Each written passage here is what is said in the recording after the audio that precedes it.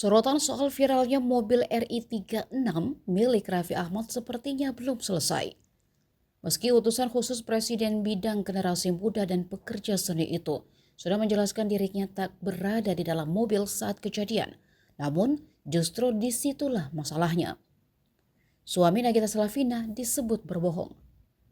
Bukan saja oleh mantan Menko Polhukam Mahfud MD, tapi juga oleh pengusaha media Peter Frans Gonta.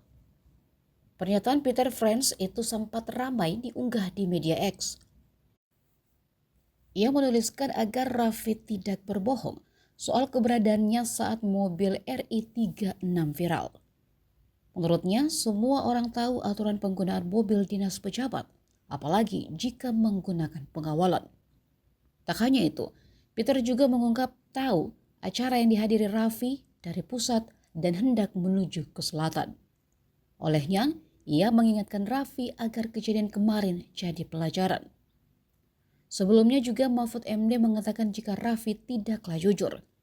Sebab dalam aturan mobil dinas tidak bisa digunakan jika tidak ada pejabat di dalamnya. Bahkan meski itu istri atau anak sekalipun.